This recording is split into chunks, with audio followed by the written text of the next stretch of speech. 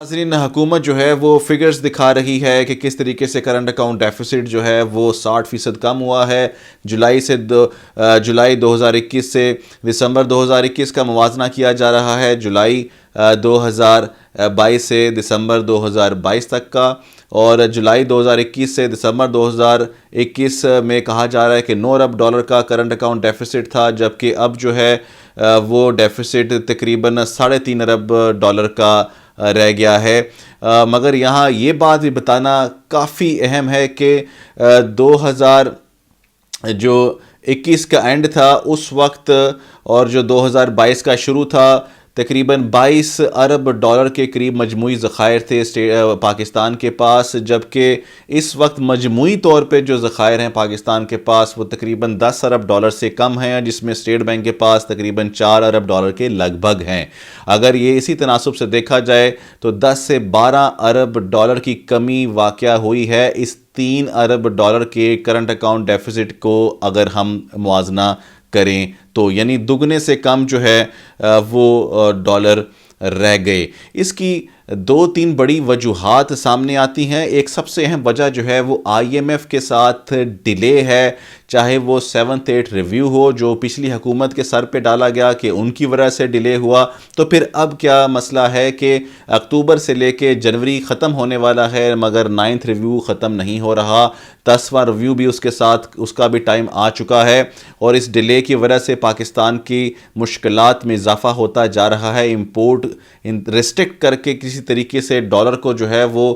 Control کیا گیا۔ اب کنٹرول ڈالر کو کرنے کی وجہ سے آپ نے دیکھا امپورٹ کنٹرول کرنے کی وجہ سے یہ کرنٹ اکاؤنٹ ڈیفیسٹ نیچے آیا، مگر ٹوٹل اوورال جو ہے اکنامک کلیپس اس وقت سامنے نظر آ رہا ہے۔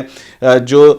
پچھلی حکومت جس طریقے سے کرنٹ اکاؤنٹ ڈیفیسٹ کو مینیج کر رہی تھی تو اس وقت کے سچویشن انتہائی ڈیفرنٹ تھی، اس وقت کی جی ڈی پی کے جو فورکاسٹ تھے، جی ڈی پی ریٹس تھے وہ ڈیفرنٹ تھے، اور اس وقت جو فورکاسٹ اور ریٹس سامنے آ رہے ہیں وہ انتہائی تشویشناک ہیں۔ اس کے علاوہ جو سب سے اہم چیز ہے وہ یہ ہے کہ ان تمام ڈالر کو کنٹرول کرنے کی وجہ سے ریمیٹنسز کم ہو گئی ہیں۔ ریمیٹنسز کم ہونے کی وجہ جو ہے وہ ہنڈی کا جو بازار ہے وہ گرم ہے، اور اوپن مارکیٹ کا ریٹ کچھ ہو رہا ہے، انٹر بینک کا ریٹ کچھ اور ہے۔ اس کے علاوہ میں بتاتا چلوں کہ جو سب سے اہم چیز ہے وہ ایک عوامی مضبوط حکومت کا چہرہ ہوتا ہے۔ انٹرنیشنل فرنٹ جو ہے وہ انتہائی امپورٹنٹ ہے اس وقت، کیونکہ انٹرنیشنل فرنٹ پہ جو حکومت کا چہرہ ہوگا اس کے پیچھے عوام کا اعتماد ہوگا تو اس کو ڈیل کرنے میں بھی آسانی پیش آتی ہے، نیگوسیشنز کرنے میں آسانی پیش آتی ہے، اور اعتماد ہوتا ہے دوسرے ممالک کو ان کے ساتھ ڈیل کرنے میں۔ ڈونرز کانفرنس میں اور جو اس وقت سعودیہ کے بائیلیٹرل جو ریلیشن شپ ہے، انویسٹمنٹ ہے، اس کے اندر وہ ایک بڑا ڈونر بن کے سامنے آ سکتا ہے، اس نے پلیجز کی ہیں، مگر سب سے اہم چیز وہ یہ ہے کہ ابھی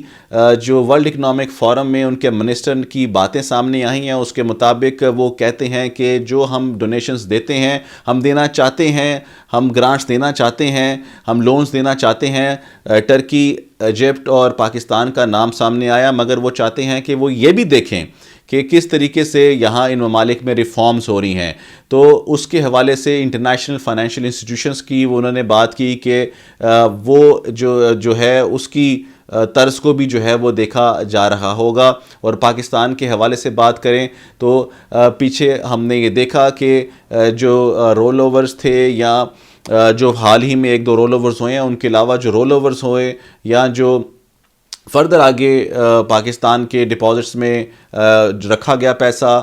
فورن ایکسچینج مختلف دوست ممالک نے اور مختلف ڈیٹس جو ہے وہ آگے دیے گئے، ان سب کا تعلق جو ہے وہ آئی ایم ایف کے ریویو کی کامیابی کے ساتھ جڑا رہا، اور ابھی بھی لگتا یہ ہے کہ 9th ریویو کے ساتھ جڑا ہوا ہے۔ یہاں یہ المیہ بھی انتہائی بتانا بہت اہم ہے، وہ یہ ہے کہ بزنس طبقہ جو ہے اس نے ایون امریکہ کو کہا کہ جناب ہمارے ساتھ کچھ تعاون کریں اور پاکستان کو 2-2.5 ارب ڈالر دیے جائیں تاکہ امپورٹ کی تھرو ایکسپورٹ وغیرہ جو ہے وہ سلسلہ سپلائی چین کا